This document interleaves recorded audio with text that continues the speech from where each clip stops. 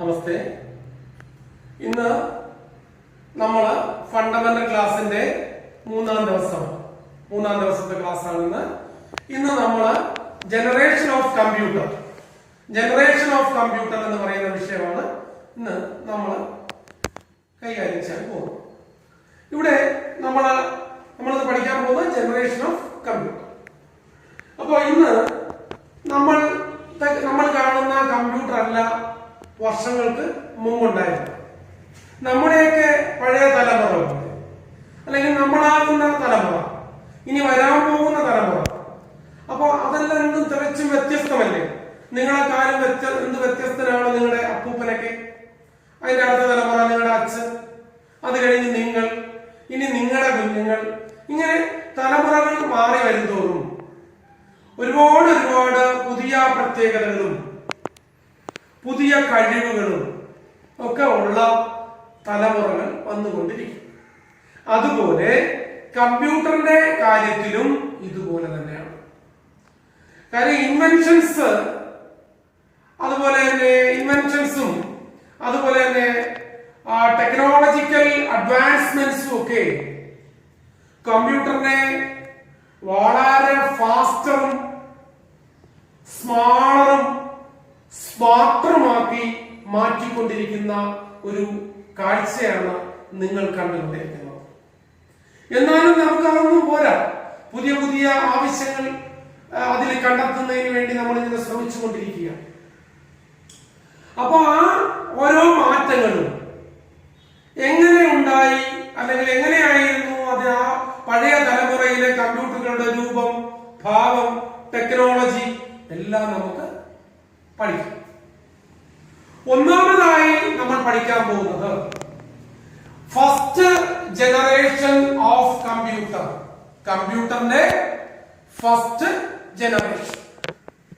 കമ്പ്യൂട്ടറിന്റെ first generation എന്ന് പറഞ്ഞാല്, ഫസ്റ്റ് ജനറേഷൻ കമ്പ്യൂട്ടറിന്റെ പ്രത്യേകത എന്ന് പറഞ്ഞാൽ, അതിന്റെ ടെക്നോളജി എന്ന് പറഞ്ഞാൽ വാക്യൂം ട്യൂബാണ്. അപ്പൊ വാക്യൂം ട്യൂബ് എന്ന് പറഞ്ഞാൽ പലർക്കും അപരിചിതമായിരിക്കും. അത് നമുക്കിപ്പോ കാണിച്ചു തരാം. വീടുകളില് റേഡിയോ നോക്കിയാൽ വാൽവ് റേഡിയോ ഉണ്ട്, അതിനകത്ത് ഈ വാക്യൂം ട്യൂബ് ഉണ്ട്. അപ്പൊ വാക്യൂം ട്യൂബ് എന്ന് പറഞ്ഞാൽ ഏകദേശം CFL ലാമ്പ് പോലെ, അല്ലെ ലാമ്പിന്റെ ആ ബൾബിന്റെ വലിപ്പത്തിൽ ഉള്ള ഏകദേശം വലിപ്പം വരും. അപ്പൊ അത്തരത്തിലുള്ള ഇലക്ട്രോണിക് സാധനമാണ് അന്ന് ഉപയോഗിച്ചിരുന്നത്. അതിന്റെ പേരാണ് തെർമിയോണിക് വാൽവ് അല്ലെങ്കിൽ വാക്യൂം ട്യൂബ് എന്ന് പറയും. വാക്യൂം ട്യൂബ് എന്ന് പറഞ്ഞാലും തെർമിയോണിക് വാൽവ് എന്ന് പറഞ്ഞാലും ഇലക്ട്രോണിക് ട്യൂബ് എന്ന് പറഞ്ഞാലും സംഗതി ഒന്നേ. അപ്പൊ ഫസ്റ്റ് ജനറേഷൻ കമ്പ്യൂട്ടർ എന്ന് പറയുമ്പോൾ ആ ചോദ്യമേ വരുമ്പോൾ നിങ്ങൾ പഠിക്കേണ്ടത് അതിന്റെ ടെക്നോളജി, വാക്യൂം ട്യൂബ്, അതിൽ ഏറ്റവും പ്രധാനപ്പെട്ടത് ഇതാണ്. രണ്ടാമത്തെ കാര്യം, അപ്പൊ ആ ടെക്നോളജിയിലുള്ള വലിയ കമ്പ്യൂട്ടറുകളായിരുന്നു, വലിയ കമ്പ്യൂട്ടർ. കാര്യം 10,000-കണക്കിന് വാക്യൂം ട്യൂബുകളാണ് അതിൽ വർക്ക് ചെയ്തുകൊണ്ടിരിക്കുന്നത്. 10,000-കണക്കിന്. എന്റെ അടുത്തേക്ക് പോകാൻ പറ്റില്ല, ഭയങ്കര ചൂടാണ്, ഹീറ്റാണ്. അപ്പൊ അത്രയ്ക്കുള്ള വാക്യൂം ട്യൂബുകൾ ഉള്ള വലിയ അന്നത്തെ ആ ഒരു കമ്പ്യൂട്ടർ തന്നെ ഏകദേശം 800 സ്ക്വയർ ഫീറ്റ് ഉള്ള ഒരു വീടിന്റെ സൈസ് ഉണ്ടായിരുന്നു. കാര്യം ഈ 10,000-15,000-ഓളം വാക്യൂം ട്യൂബുകളിൽ വെക്കണ്ടേ, അതിനനുസരിച്ചുള്ള മറ്റു കാര്യങ്ങളിൽ വെക്കണ്ടേ. അപ്പൊ അത്രയ്ക്ക് വലിപ്പമുണ്ടായി.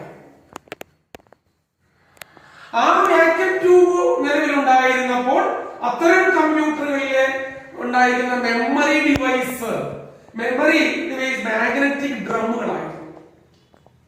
ഇന്നത്തെ ഹാർഡ് ഡിസ്കോ പെൻഡ്രൈവുകളോ ഒന്നുമല്ല. ഇവിടെ മാഗ്നറ്റിക് ഡ്രംസ് ആണ്. Magnetic drums.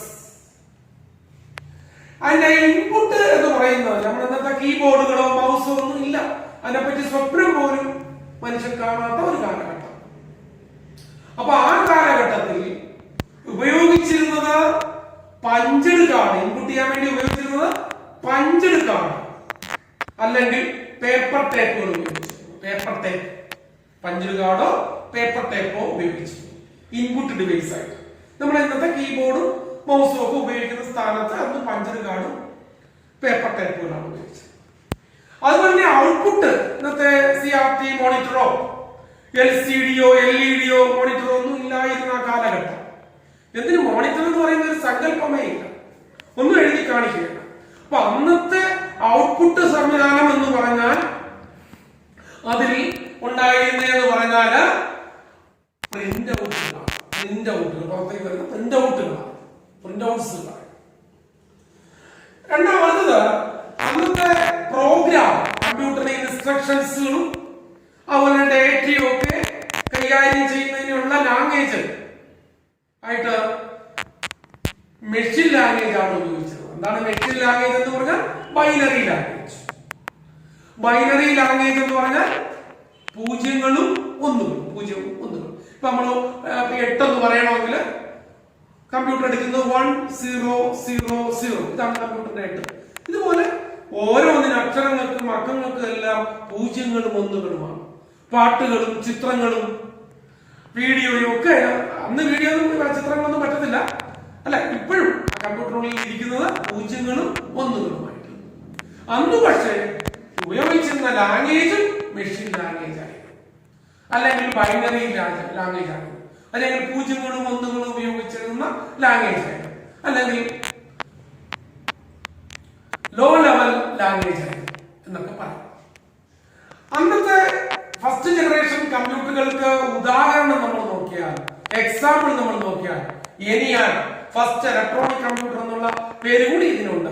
ENIAC, EDVAC,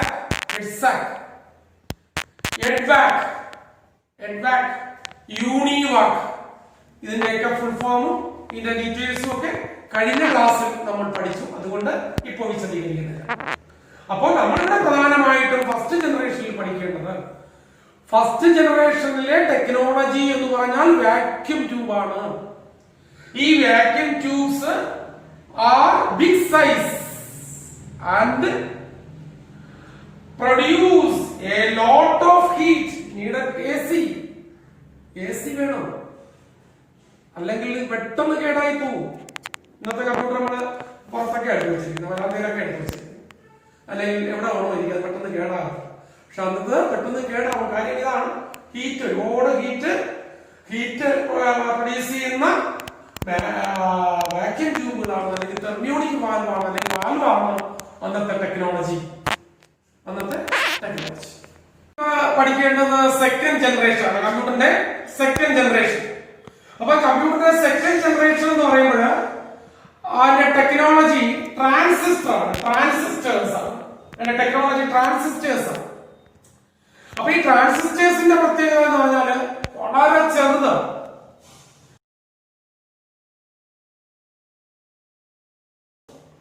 അപ്പോ അതുവരെ വളരെ വലിപ്പമുണ്ടായിരുന്ന ഈ ട്രാൻസിസ്റ്ററെ സംബന്ധിച്ച് വളരെ വലിപ്പമുണ്ടായിരുന്ന ആ വാക്യൂം ട്യൂബിനെ തള്ളി മാറ്റിക്കൊണ്ട് അവിടെ പുതിയ ടെക്നോളജി രംഗത്ത് വന്നു. അതിന്റെ പേരാണ് ട്രാൻസിസ്റ്റർ. അങ്ങനെ ട്രാൻസിസ്റ്റേഴ്സ് വന്നു. ഈ ട്രാൻസിസ്റ്റേഴ്സിന്റെ പ്രത്യേകത എന്ന് പറഞ്ഞാൽ വളരെ സ്മാളറാണ്. അതുപോലെ തന്നെ ഇത് വളരെ റിലയബിൾ ആണ്, വിശ്വസനീയമാണ്. വളരെയധികം ഹീറ്റ് ഒന്നും ഉത്പാദിപ്പിക്കുകയല്ല, അതുകൊണ്ട് പെട്ടെന്ന് കേടാകുകയില്ല. വാക്യൂം ട്യൂബ് ആണെങ്കിൽ പെട്ടെന്ന് കേടായി. അങ്ങനെ സെക്കൻഡ് ജനറേഷനിൽ താരം ആരാണ്? Transistor technology. ട്രാൻസിസ്റ്റർ, ഈ ട്രാൻസിസ്റ്റർ കണ്ടുപിടിച്ചത് 1947 കമ്പ്യൂട്ടറിലേക്ക് വന്നപ്പോഴേക്കും ഏകദേശം 1959 ആയി. അപ്പോ 1947 അമേരിക്കയിലെ ന്യൂജേഴ്സിയിലെ ബെല്ലാവിലെ ബ്രൈറ്റൈനും ഷോക്ലിയും ബാർദിയും കൂടിയാണ്. അപ്പോ ബ്രൈറ്റൈൻ, ഷോക്ലി ആൻഡ് ബാർദി ഇൻവെന്റഡ് ട്രാൻസിസ്റ്റർ. അദ്ദേഹം ട്രാൻസിസ്റ്ററെ കണ്ടുപിടിച്ചു. ഈ ട്രാൻസിസ്റ്റർ വേണമെങ്കിൽ നമുക്ക് ഇലക്ട്രോണിക് യുഗത്തിലെ അത്ഭുത ശിശു എന്ന് വേണമെങ്കിൽ നമുക്ക് ഇതിനെ പറയാം. നിങ്ങൾ കണ്ടു കാണും, 3 കാലൊക്കെ ഉള്ളത് കാണിച്ചു തരാം. അപ്പോ ട്രാൻസിസ്റ്റർ, അപ്പൊ ഈ ട്രാൻസിസ്റ്റർ ആണ് അന്നത്തെ ടെക്നോളജി. അപ്പോ സെക്കൻഡ് ജനറേഷൻ, അതിന്റെ മിഡിൽ സമയം എന്ന് പറഞ്ഞാൽ 1959 ആയിരുന്നു. അപ്പോ കാലഘട്ടത്തിനിടയ്ക്ക് വന്നതാണ്. അതിന്റെ 1959 അതിന്റെ ഏകദേശം മധ്യഭാഗം. ഇവിടെ ടെക്നോളജി എന്ന് പറഞ്ഞാൽ ട്രാൻസിസ്റ്റർ ആണ്, മറക്കരുത്. ഫസ്റ്റ് ജനറേഷനിൽ വാക്യൂം ട്യൂബ് എന്ന് നമ്മൾ പഠിച്ചതുപോലെ സെക്കൻഡ് ജനറേഷൻ എന്ന് പറയുമ്പോൾ മറക്കാനാവാത്ത പേരാണ് എന്താണ്? ട്രാൻസിസ്റ്റർ. ഇത് കണ്ടുപിടിച്ചത് റാറ്റൈനും ഷോക്ലിയും ബാർഡിയും കൂടെ ചേർന്നാണ് ബെൽ ലാബിലെ. ഇത് semiconductor solid state device ആണ്. Semiconductor solid state device ആണ്. ഇത് വിശ്വസനീയമാണ്, വളരെ ചെറുതാണ്. അപ്പൊ അതുകൊണ്ട് ഇത് ഉപയോഗിക്കുന്ന കമ്പ്യൂട്ടറും നിങ്ങൾക്ക് അറിയാം ചെറുതായി വരും. കാര്യം ആയിരക്കണക്കിന് 10,000കണക്കിന് വാക്യൂം ട്യൂബ് ഇരുന്നെടുത്ത്, ഇത് ഒരു വാക്യൂം ട്യൂബ് ഇരുന്നെടുത്ത് തന്നെ ആയിരക്കണക്കിന് അല്ലെങ്കിൽ 100കണക്കിന് ട്രാൻസിസ്റ്റർ ഇരിക്കും. അപ്പോ അത് തന്നെ. അപ്പൊ എന്തായാലും ആ കമ്പ്യൂട്ടറിന്റെ വലിപ്പം കുറയുമെന്ന് എല്ലാവർക്കും അറിയാലോ. അപ്പോ ആ അന്നത്തെ technology, second generation technology transistor ആയി. അന്ന് മെമ്മറി ആയിട്ട് കമ്പ്യൂട്ടർ ഉപയോഗിച്ചിരുന്നത് മാഗ്നറ്റിക് ഡ്രമ്മിനെ മാറ്റിക്കൊണ്ട് മാഗ്നറ്റിക് കോർസ് വന്നു. മാഗ്നറ്റിക് ഡ്രം ആയിരുന്നു ഫസ്റ്റ് ജനറേഷനിലെങ്കിൽ ഇവിടെ മാഗ്നറ്റിക് കോർസ് വന്നു, മാഗ്നറ്റിക് കോറുകൾ. അതുപോലെ പ്രോഗ്രാം മെഷീൻ ലാംഗ്വേജ് ആയിരുന്നു ഫസ്റ്റ് ജനറേഷൻ ഉപയോഗിച്ചിരുന്നതെങ്കിൽ ഇത് high level language. High level ഇന്നത്തെ ഹൈ ലെവൽ ലാംഗ്വേജ് അല്ല, അന്നത്തെ ഹൈ ലെവൽ ലാംഗ്വേജ് ആയ ഹൈ ലെവൽ ലാംഗ്വേജിലായി ഫോർട്രാൻ, കോബോൾ തുടങ്ങിയ ലാംഗ്വേജ് ആയിരുന്നു ഈ കമ്പ്യൂട്ടറിലെ ഇൻസ്ട്രക്ഷനും അതുപോലെ ഇൻസ്ട്രക്ഷൻസ് ഉപയോഗിച്ചിരുന്നത്. ഫോർട്രാനും അതുപോലെ തന്നെ കോബോൾ തുടങ്ങിയ ഹൈ ലെവൽ ലാംഗ്വേജ് ആയിരുന്നു. അപ്പൊ high level language like Fortran and COBOL. വേറെ ഉണ്ട് എക്സാമ്പിൾ. അന്നത്തെ ഈ പറയുന്ന ട്രാൻസിസ്റ്റർ ഉപയോഗിച്ചുകൊണ്ട് സെക്കൻഡ് ജനറേഷൻ കമ്പ്യൂട്ടർ അല്ലെങ്കിൽ പ്രധാന ടെക്നോളജി ട്രാൻസിസ്റ്റർ ഉപയോഗിച്ച് ഇറക്കിയ ആ കമ്പ്യൂട്ടറുകൾക്ക് ഉദാഹരണമാണ് IBM 1620 കേട്ടോ, IBM 1401, UNIVAC കേട്ടോ, 1108 ഇങ്ങനെ തുടങ്ങിയ കമ്പ്യൂട്ടറുകളാണ് അതിന് എക്സാമ്പിൾ ആയിട്ട് നമുക്ക് പറയാനുള്ളത്. ഒരിക്കൽ കൂടെ പറയാം, സെക്കൻഡ് ജനറേഷൻ കമ്പ്യൂട്ടറിന്റെ ടെക്നോളജി എന്ന് പറഞ്ഞാൽ ട്രാൻസിസ്റ്റർ ആണ്. ട്രാൻസിസ്റ്റർ കണ്ടുപിടിച്ചവരാരൊക്കെ? റാറ്റൈൻ, ഷോക്ലി, ബാർഡി, ബെൽ ലാബിലാണ് അത് കണ്ടുപിടിച്ചത്. അന്ന് ഉപയോഗിച്ചിരുന്ന മെമ്മറി മാഗ്നറ്റിക് കോർസ് ആയിരുന്നു. അന്നത്തെ പ്രോഗ്രാം ഹൈ ലെവൽ ലാംഗ്വേജ് ആയ ഫോർട്രാനും കോബോളും ഒക്കെ ആയിരുന്നു. അതുപോലെ എക്സാമ്പിൾ IBM-ന്റെ ഉണ്ട്, യൂണിവാക്കിന്റെ ഉണ്ട്. അതിന്റെയൊക്കെ പുതിയ സീരീസിൽ വരുന്ന കമ്പ്യൂട്ടറുകളായിരുന്നു സെക്കൻഡ് ജനറേഷൻ കമ്പ്യൂട്ടർ. അപ്പൊ സെക്കൻഡ് ജനറേഷൻ കമ്പ്യൂട്ടറിനെ കുറിച്ച് നമുക്ക് ഇത്രയാണ് പഠിക്കാനുള്ളത്. തേർഡ് ജനറേഷൻ കമ്പ്യൂട്ടറിനെ കുറിച്ചാണ്.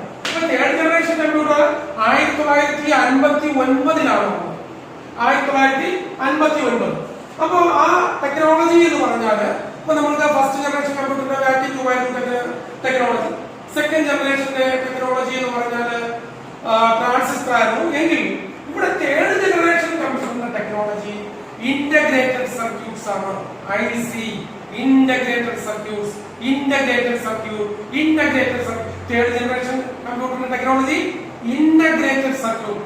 അപ്പൊ ഇവിടെ ഇതൊരു very large number of circuit elements അത് ചില ട്രാൻസിസ്റ്റേഴ്സ്, ഈ പറയുന്ന ഡയോഡ്സ് കണ്ടോ, റെസിസ്റ്റേഴ്സ്, ഇതെല്ലാം കൂടെ ഇന്റഗ്രേറ്റ് ചെയ്തിരിക്കുന്നു. ഇന്റഗ്രേറ്റഡ് ഇൻടു വെരി സ്മാൾ എന്ന് പറഞ്ഞാല് ഏകദേശം ഒരു 5 മില്ലിമീറ്റർ നമ്മുടെ ഈ കൈവെള്ളയുടെ ഈ കുഴിഞ്ഞ ഭാഗത്ത് ഇരിക്കത്തക്ക തരത്തിൽ ഒരു 5 മില്ലിമീറ്റർ സ്ക്വയർ ആയിട്ട് വരുന്നു. സർഫസ് ചിപ്സ് അല്ലെ, സർഫസ് ഓഫ് സിലിക്കൺ സർഫസിൽ. അതുകൊണ്ടാണ് ഇനി 9 തന്നെ വന്നത്. അതുകൊണ്ടാണ് IC also known as chips എന്ന് പറയും. അപ്പോ ഒരു സിലിക്ക കൊണ്ടുണ്ടാക്കിയ ഒരു സിലിക്ക ചിപ്പ്, ആ സിലിക്ക ഉണ്ടാക്കിയ ആ സിലിക്കയുടെ സർഫസില് ഈ പറയുന്ന ഒരുപാട് നൂറുകണക്കിന് ഈ എലമെന്റ്സ്, സർക്യൂട്ട് എലമെന്റ്സ് ഇങ്ങനെ സോൾഡർ ചെയ്ത് പിടിപ്പിച്ചിട്ട് very large number of circuit elements, transistors കാണാം, അതുപോലെ തന്നെ ഡയോഡ്സ് കാണാം, റെസിസ്റ്റേഴ്സ് കാണാം, കപ്പാസിറ്റേഴ്സ് കാണാം. ഇതെല്ലാം കൂടി ഇങ്ങനെ ഇന്റഗ്രേറ്റ് ചെയ്ത് ഈ കുഞ്ഞു ചിപ്പില്, ഇത് വലുതെന്ന് വിചാരിക്കരുത്, കുഞ്ഞു ചിപ്പില് നമ്മുടെ ട്രാൻസിസ്റ്റർ പോലെ ഇതും ചെറുതാണ്, കുഞ്ഞു ചിപ്പില് ചിപ്പില് ഒരുമിച്ച് ചേർത്ത് വെച്ചിരിക്കുന്നു. ഇത് ഇങ്ങനെ വെച്ചപ്പോൾ അതിന്റെ പേര് എന്തായി? IC integrated circuits. IC integrated circuit. അപ്പോ ഇതിന്റെ പ്രത്യേകത എന്ന് പറഞ്ഞാൽ ട്രാൻസിസ്റ്ററിനേക്കാളും 1000 മടങ്ങ് അതിനുള്ള കഴിവുണ്ടായി. അതിന് 1000കണക്കിന് മടങ്ങ് സ്പീഡായി ഈ പറയുന്ന കമ്പ്യൂട്ടറിന് ഇന്റഗ്രേറ്റഡ് സർക്യൂട്ട്. ആ സമയത്ത് അതിന്റെ മെമ്മറി ഇപ്പോ മാഗ്നറ്റിക് ഡിസ്ക് ആയി മാറി. മാഗ്നറ്റിക് ഡിസ്കുകളായി മെമ്മറി ഡിവൈസ് മാഗ്നറ്റിക് ഡിസ്കുകളായി മാറി. അപ്പൊ നമ്മൾ നേരത്തെ മാഗ്നറ്റിക് ഡ്രം കണ്ടു, മാഗ്നറ്റിക് കോർ കണ്ടു. ഇതാ മാഗ്നറ്റിക് ഡിസ്ക്. ഇതിലും നമ്മൾ ഉപയോഗിച്ചിരുന്ന പ്രോഗ്രാം ഹൈ ലെവൽ ലാംഗ്വേജ് തന്നെയായിരുന്നു. High level language HLL, high level language. അതിന് എക്സാമ്പിൾ ആയ കമ്പ്യൂട്ടറിന്റെ എക്സാമ്പിളാണ് തേർഡ് ജനറേഷൻ കമ്പ്യൂട്ടറിന് എക്സാമ്പിൾ. ആദ്യകാല കമ്പ്യൂട്ടറിന് IBM 360, ICL 1900, ICL 2900, ഹണിവെൽ 6000 ഇങ്ങനെയൊക്കെ ഉള്ള കമ്പ്യൂട്ടറാണ് തേർഡ് ജനറേഷൻ കമ്പ്യൂട്ടർ. നമുക്ക് എടുത്തു പറയത്തക്ക കമ്പ്യൂട്ടർ. അപ്പൊ ഒന്നും കൂടെ ഞാൻ പറയാം. തേർഡ് ജനറേഷൻ കമ്പ്യൂട്ടർ 1959 1964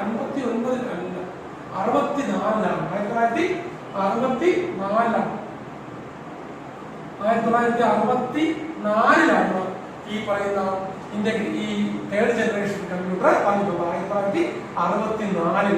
ഇനി ടെക്നോളജി എന്താണ്? Integrated circuit. ഇന്റഗ്രേറ്റഡ് സർക്യൂട്ട് ആദ്യകാലയളവിൽ 20 30 ഈ പറയുന്ന സർക്യൂട്ട് എലമെന്റ്സ് ആയിരുന്നു ഉണ്ടായിരുന്നു. ഇന്നത് ആയിരക്കണക്കിനായി ലക്ഷക്കണക്കിനായി ഇന്റഗ്രേറ്റ് ചെയ്ത് വെച്ചിരിക്കുന്നത്. അപ്പൊ അങ്ങനെയുള്ള ഇന്റഗ്രേറ്റ് ചെയ്തിരിക്കുന്ന കൊച്ച് സിലിക്കയുടെ സർഫസിൽ ഇങ്ങനെ ഇന്റഗ്രേറ്റ് ചെയ്ത് വെച്ചിരിക്കുന്ന ഒരു കൊച്ചിനെ നമ്മൾ ചിപ്പെന്ന് വിളിക്കാം. അപ്പോ chips. Third generation computer technology integrated circuit. IC integrated circuit. First generation vacuum tube technology, vacuum tube. Second generation transistor. Third generation വന്നപ്പോൾ ഇന്റഗ്രേറ്റഡ് സർക്യൂട്ട്. 1964 ഞാൻ പറഞ്ഞത് 1959 1964 ഇന്റഗ്രേറ്റഡ് സർക്യൂട്ട് വന്ന തേർഡ് ജനറേഷൻ കമ്പ്യൂട്ടർ വന്നു. ഇതിന്റെ ഫലം എന്താണ്? ഇതിന്റെ ഫലം എന്തെന്ന് പറഞ്ഞാൽ കമ്പ്യൂട്ടർ വളരെ ചെറുതായി, ഇന്ന് കാണുന്ന രൂപത്തിലേക്ക് ചെറുതായി വന്നു. ചീപ്പറായി വെച്ചാൽ വില വളരെ കുറഞ്ഞു. പണ്ടൊക്കെ നമുക്ക് ഇതിന്റെ വില കേൾക്കാൻ പോലും പറ്റാത്ത തരത്തിലുള്ള വിലയായിരുന്നു. അത് ചീപ്പറായി, വില കുറയാൻ തുടങ്ങി. അതുപോലെ തന്നെ ഫാസ്റ്ററായി, വളരെ വേഗത കൂടി, സൈസ് കുറഞ്ഞു, അതുപോലെ തന്നെ വില കുറഞ്ഞു, ചീപ്പറായി. അപ്പോ ഈ കമ്പ്യൂട്ടർ ഒരു ചിപ്പിനുള്ളിലായി. ഇന്റഗ്രേറ്റഡ് സർക്യൂട്ട്സ് മറക്കരുത്. Third generation computer integrated circuits. Fourth generation. അപ്പൊ ഈ ഫോർത്ത് ജനറേഷന്റെ പ്രത്യേകത കമ്പ്യൂട്ടറിന്റെ ടെക്നോളജി എന്ന് കേട്ടാല് മൈക്രോ പ്രോസസർ.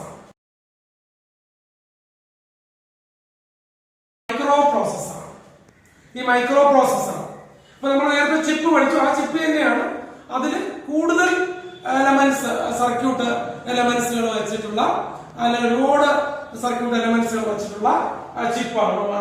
സിലിക്കൺ ചിപ്പ് തന്നെയാണ് മൈക്രോ പ്രോസസർ എന്ന് പറഞ്ഞാൽ. മൈക്രോ പ്രോസസർ ഇപ്പോൾ നമ്മൾ നേരത്തെ പറയുമ്പോൾ ഇബൌട്ട് ഒരു ഇന്റഗ്രേറ്റ് ചെയ്തിരിക്കുന്ന ഒരു 10 മുതൽ 20 വരെ കമ്പോണൻസ് ആണെങ്കിൽ 10 മുതൽ 20 വരെ ഉള്ള, അല്ലെങ്കിൽ 10 മുതൽ 20 വരെ കമ്പോണൻസ് ആ ചിപ്പിൽ ഉള്ളുവെങ്കിൽ നമുക്ക് അതിനെ സ്മാർട്ട് സ്കെയിൽ ഇന്റഗ്രേഷൻ എന്ന് പറയാം, ഇന്റഗ്രേറ്റഡ് ചിപ്പ് എന്ന് പറയാം. അതുപോലെ തന്നെ 100 ഏകദേശം up to 100 ആണെങ്കിൽ അതിലെ 100 ഒരു 100 വരെ കമ്പോണൻസ് അതിൽ ഇന്റഗ്രേറ്റ്, ആ ചിപ്പിൽ ഇന്റഗ്രേറ്റ് ചെയ്തിട്ടുണ്ടെങ്കിൽ നമുക്ക് അതിനെ മീഡിയം സ്കെയിൽ ഇന്റഗ്രേറ്റഡ് സർക്യൂട്ട് എന്ന് പറയാം. അതുപോലെ തന്നെ 10,000 മുകളിൽ 10,000 മുകളിലേക്ക് വരികയാണെങ്കിൽ നമുക്ക് അതിനെ ലാർജ് സ്കെയിൽ ഇന്റഗ്രേറ്റഡ് സർക്യൂട്ട് എന്ന് പറയും.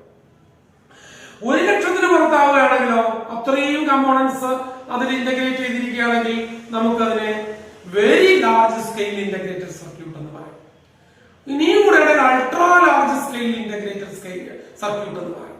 അപ്പൊ ഇങ്ങനെ കൂടുതൽ വളരെയധികം കമ്പോണൻസ് മൈക്രോ പ്രോസസർ എന്ന് പറയുന്നത്. അപ്പൊ മൈക്രോ പ്രോസസർ എന്ന് പറഞ്ഞാൽ എന്താണ്? നമ്മുടെ ബ്രെയിൻ പോലെ അല്ലെങ്കിൽ നമ്മുടെ ബ്രെയിനിനെ പോലെ കമ്പ്യൂട്ടറിന്റെ ബ്രെയിൻ എന്നറിയപ്പെടുന്നു. Brain of the computer. നമ്മള് CPU എന്നൊക്കെ പറയില്ലേ, സെൻട്രൽ പ്രോസസിംഗ് യൂണിറ്റ് എന്നൊക്കെ പറയില്ലേ, അത് തന്നെയാണ് മൈക്രോ പ്രോസസർ.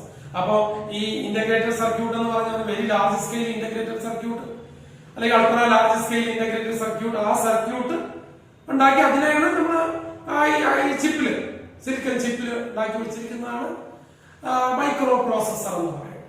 അപ്പൊ ആ മൈക്രോ പ്രോസസർ തന്നെയാണ് CPU എന്ന് പറയുന്നത്, സെൻട്രൽ പ്രോസസിംഗ് യൂണിറ്റ്. നമ്മുടെ ബ്രെയിൻ പോലെ കമ്പ്യൂട്ടറിന്റെ ബ്രെയിൻ എന്നറിയപ്പെടുന്ന, ബ്രെയിൻ ഓഫ് ദി കമ്പ്യൂട്ടർ എന്നറിയപ്പെടുന്നതാണ് CPU, സെൻട്രൽ പ്രോസസിംഗ് യൂണിറ്റ്. അതാണ് മൈക്രോ പ്രോസസർ എന്ന് പറയുന്നത്. അതുകൊണ്ടാണ് ഇത് ഉപയോഗിക്കുന്ന കമ്പ്യൂട്ടറാണ് മൈക്രോ കമ്പ്യൂട്ടർ എന്ന് പറയുന്നത്. നമ്മുടെ ലാപ്ടോപ്പ് ആയിരുന്നാലും ടാബുകളായിരുന്നാലും നമ്മളെ ഈ സ്മാർട്ട് ഫോണുകളായിരുന്നാലും അതുപോലെ തന്നെ ഈ ഡെസ്ക് ടോപ്പ് കമ്പ്യൂട്ടർ എല്ലാം മൈക്രോ പ്രോസസറാണ് ഉപയോഗിക്കുന്നത്. മൈക്രോ പ്രോസസറാണ്, അതല്ല ഒരു മൈക്രോ കമ്പ്യൂട്ടറുകളാണെന്ന് നമുക്ക് പറയാം.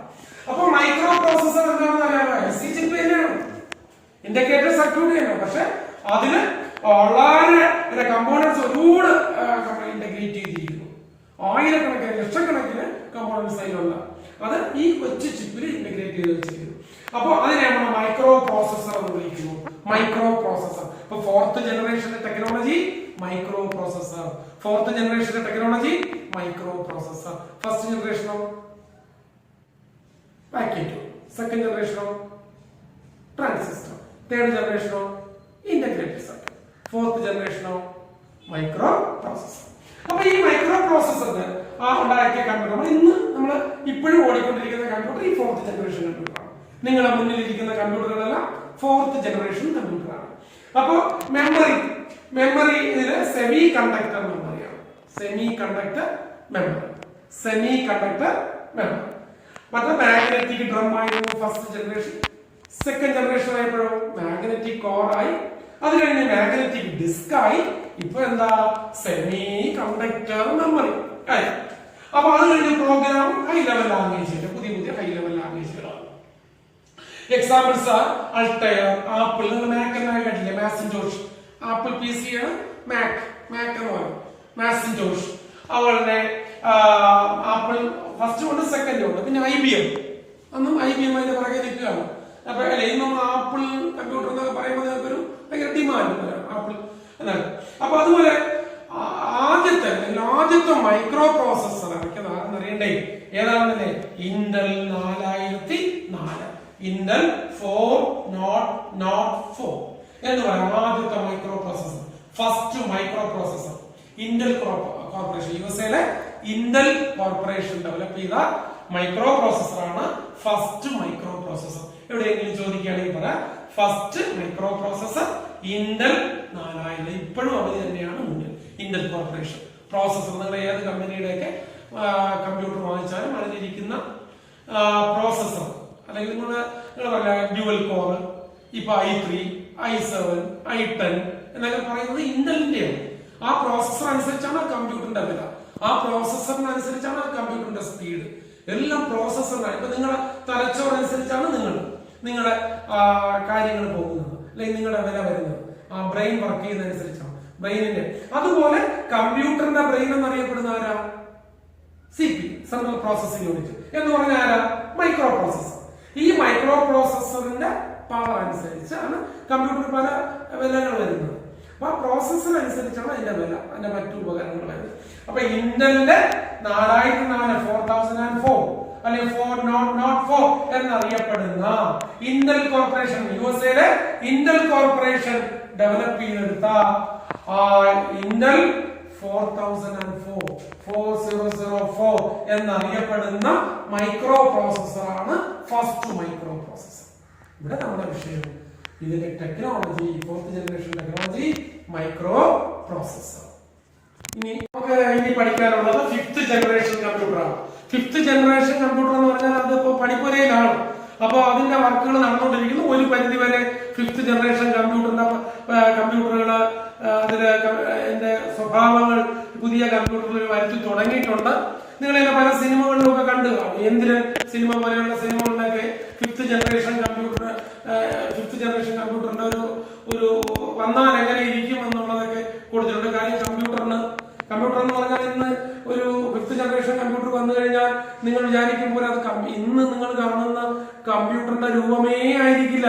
ടോട്ടലി ഡിഫറെന്റ് ആയിരിക്കും, വളരെ ഡിഫറെന്റ് ആയിരിക്കും. നിങ്ങൾ സങ്കല്പിക്കാത്ത ഒരു രൂപത്തിലായിരിക്കും. ചിലപ്പോൾ നിങ്ങളെ പോലെ തന്നെ ഇരിക്കുന്ന, നിങ്ങളെ പോലെ നടക്കുകയും ചിരിക്കുകയും ഓടുകയും കരയുകയും ഒക്കെ ചെയ്യുന്ന വിചാരങ്ങളും വികാരങ്ങളും ഭാവനകളും ഒക്കെ ഉള്ള ഒരു ജീവിയെ പോലെ കമ്പ്യൂട്ടർ മാറാൻ ഇനി വളരെ കുറഞ്ഞ ദിവസങ്ങൾ മതി, കുറഞ്ഞ നാളുകൾ മതി. അപ്പൊ ആ കമ്പ്യൂട്ടറിന്റെ ടെക്നോളജി അല്ലെങ്കിൽ 5th ജനറേഷൻ കമ്പ്യൂട്ടർ ടെക്നോളജി നമുക്ക് ആർട്ടിഫിഷ്യൽ ഇന്റലിജൻസ് എന്ന് പറയാം. Artificial intelligence, AI, artificial intelligence. അപ്പൊ അതിന്റെ ടെക്നോളജി ആർട്ടിഫിഷ്യൽ ഇന്റലിജൻസ്. ഇപ്പൊ കമ്പ്യൂട്ടർ സയൻസിന്റെ ഒരു ബ്രാഞ്ച് തന്നെയുണ്ട് ആർട്ടിഫിഷ്യൽ ഇന്റലിജൻസ് എന്ന് വേണ്ട. അപ്പൊ ആർട്ടിഫിഷ്യൽ ഇന്റലിജൻസ് അതിനുവേണ്ടി മനുഷ്യൻ ഇങ്ങനെ കിണഞ്ഞ് പരിശ്രമിച്ചുകൊണ്ടിരിക്കുകയാണ്. അപ്പോ അതിന് ഈ use of parallel processing and super conductors. അപ്പൊ അതിനുവേണ്ടി നമ്മൾ പാരലൽ പ്രോസസിംഗും അതുപോലെ സൂപ്പർ കണ്ടക്ടേഴ്സും ഒക്കെ ഉപയോഗിച്ചുകൊണ്ട് ഈ പറയുന്ന ആർട്ടിഫിഷ്യൽ ഇന്റലിജൻസ് ഉണ്ടാക്കാൻ ശ്രമം നടന്നുകൊണ്ടിരിക്കുകയാണ്.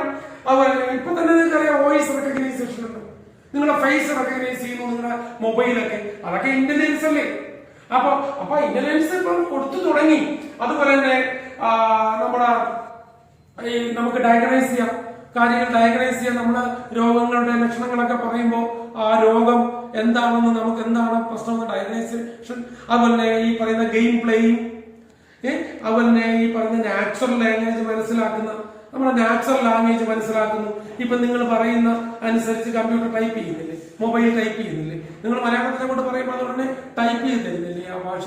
അപ്പൊ ഇങ്ങനെ ഓരോന്നും ഇങ്ങനെ വന്നുകൊണ്ടിരിക്കുകയാണ്. പക്ഷെ ടോട്ടലായിട്ട് ഒരു തനി മനുഷ്യനെ പോലെ ഒരു ഇന്റലിജൻസ് അതിൽ വരുത്താൻ വേണ്ടിയുള്ള ശ്രമത്തിലാണ്. അതിന് ആർട്ടിഫിഷ്യൽ ഇന്റലിജൻസ് എന്ന് പറയുന്ന ഒരു ടെക്നോളജിയാണ് ഉപയോഗിച്ചുകൊണ്ടിരിക്കുന്നത്. അത് use the parallel processing and super conductors. അതുപോലെ ഇതിൽ ക്വാണ്ടം കമ്പ്യൂട്ടേഷനും അതുപോലെ നാനോ ടെക്നോളജിയുടെ ഒക്കെ സാധ്യതകൾ പരീക്ഷിച്ചുകൊണ്ടിരിക്കുന്നു. അതുപോലെ തന്നെ നമുക്ക് പറയാനുള്ളത്, നേരത്തെ ഉള്ള കമ്പ്യൂട്ടറുകളൊക്കെ ഇപ്പോ ഡാറ്റ ഇൻഫർമേഷൻ പ്രോസസിംഗ് സിസ്റ്റമാണ്, അല്ലെങ്കിൽ ലോജിക്കൽ ഇൻഫർമേഷൻ പ്രോസസിംഗ് സിസ്റ്റമാണ്. ഡാറ്റ ഡിപ്സ് എന്ന് പറയും, അല്ലെങ്കിൽ ലിപ്സ് എന്ന് പറയും, lips data processing system, knowledge information processing system. നിങ്ങളിപ്പോ ഒരു സാലറി ബില്ല് അല്ലെങ്കിൽ ഒരു മാർക്ക് ലിസ്റ്റ് അടിച്ചു വെച്ചിട്ട് വെച്ചാൽ എന്ന് പറയുമ്പോൾ അടിച്ചു നോക്കും. ഈ പ്രവർത്തനത്തെ ഇൻകം ടാക്സ് ഒന്ന് പരിശോധിച്ച് അതെല്ലാം ഒന്ന് പ്രിന്റ് ഔട്ട് എടുത്ത് വെച്ചാൽ ഇന്ന് നിങ്ങളുടെ നാച്ചുറൽ ലാംഗ്വേജിലുള്ള നിർദ്ദേശങ്ങൾ മതി കമ്പ്യൂട്ടറുകളിൽ അനുസരിച്ച് വെക്കുന്ന ഒരു കാലം അന്നത്തെ വിദൂര ഭാവിയിൽ വരാൻ പോകുന്നു. അതുപോലെ തന്നെ നിങ്ങൾ വേറെ ഇപ്പൊ തന്നെ നമുക്കുള്ള ഡിഫിക്കൽട്ട് ആയിട്ടുള്ള, നമുക്ക് വളരെ പ്രയാസകരമായിട്ടുള്ള ജോലികൾ, ഒരിടത്ത് ബോംബ് വെച്ചാൽ അതെടുത്ത് മാറ്റണം. അപ്പൊ നമ്മുടെ ഒരു സഹജീവി അങ്ങോട്ട് പറഞ്ഞു വിട്ടാൽ അത് പൊട്ടിത്തെറിച്ച് ചിന്ന പിന്നെ ആവുകയാണെങ്കിൽ ഒരു കുടുംബം തീർന്നു, അയാൾ തീർന്നു. ആകപ്പാട് എന്തൊക്കെ പ്രയാസങ്ങളാണ്. അങ്ങനെയുള്ള അത് മാറ്റാൻ, അല്ലെങ്കിൽ അങ്ങനെ ബോംബുകൾ കണ്ടെത്താൻ, അതുപോലെ അങ്ങനെ ഡിഫിക്കൽട്ട് ആയിട്ടുള്ള നമ്മുടെ ഈ പറഞ്ഞ റേഡിയേഷനുള്ള റേഡിയോ ആക്റ്റീവ് വേസ്റ്റുകളെ എടുത്തു മാറ്റാൻ, നീക്കം ചെയ്യാൻ, ഇതിനൊക്കെ നമ്മളിപ്പോ റോബോട്ടുകളെയാണ് ഉപയോഗിച്ചുകൊണ്ടിരിക്കുന്നത്. നിങ്ങൾക്കെല്ലാം പേര് കേട്ട ഒരു റോബോട്ട് ഉണ്ടല്ലോ, ഹ്യൂമനോയിഡ് റോബോട്ട്. അതിന്റെ പേരാണ് ഹ്യൂമനോയിഡ് റോബോട്ടാണ് എയ്മോ. കണ്ടോ, എയ്മോ എന്ന് പറയുന്ന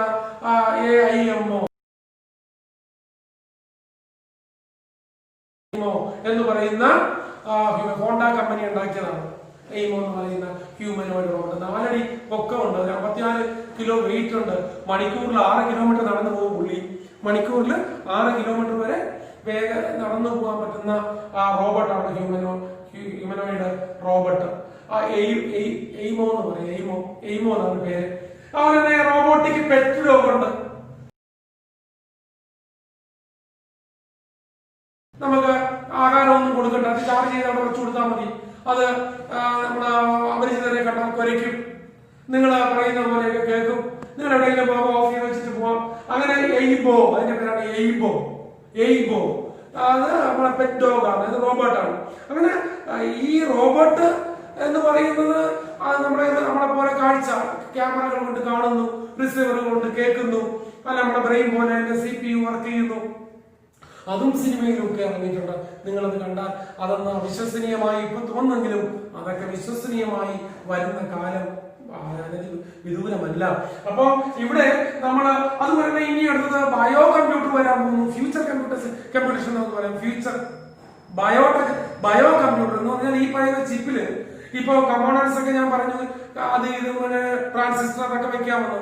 പക്ഷെ ഇനി വരുന്നത് നമ്മുടെ DNA ഡീഓക്സി റൈബോ ന്യൂക്ലിക് ആസിഡ്, നിങ്ങൾ കൊച്ചു ക്ലാസ്സിൽ പഠിച്ചിട്ടുണ്ട്. ചില ചുറ്റുകോടിയുടെ ആകൃതിയിൽ ഇങ്ങനെ ഫോസ്ഫേറ്റും ഷുഗറും ഒക്കെ ഉള്ള ഷുഗറും ഉണ്ട്. അതുപോലെ തന്നെ നമ്മുടെ ഈ പറയുന്ന നൈട്രൈൻ ബേസുകൾ, അഡിനിൻ, ഗുവാനിൻ, തൈമിൻ, സൈറ്റോസിൻ എന്നൊക്കെ നിങ്ങൾ പഠിച്ചിട്ടുണ്ട്. അപ്പൊ ഇതൊക്കെ കൊണ്ടുള്ള ഒരു ചുറ്റുകോടിയുടെ ട്വിസ്റ്റഡ് ലാഡറിന്റെ രൂപത്തിലുള്ള DNA കാര്യമാണ്. ആ DNA എടുത്ത് നമ്മൾ ഇതിൽ വെക്കും, ഏതൊരു ചിപ്പിൽ വെച്ചിട്ട്. അപ്പം വളരെ ഫാസ്റ്റ് ആയിരുന്നു. അതിനൊക്കെ വെച്ചുള്ള കാര്യം അറിയാമല്ലോ, നമുക്ക് നമ്മുടെ ഭാഗത്ത് അറിഞ്ഞൂടല്ലോ. അവനങ്ങനെ സ്പീഡ് പറയാൻ പറ്റത്തില്ല ഈശ്വരോ.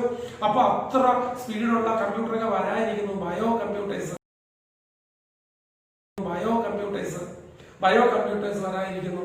എന്തെല്ലാം കമ്പ്യൂട്ടർ ഇനി അത് ഫ്യൂച്ചറിൽ വരും, ഉടനെ തന്നെ വരും. അപ്പൊ ഇതുപോലെ അപ്പൊ ഇതിന് 5th ജനറേഷൻ കമ്പ്യൂട്ടറിന്റെ ടെക്നോളജി എന്ന് പറയുന്നത് ആർട്ടിഫിഷ്യൽ ഇന്റലിജൻസ് ആണ്.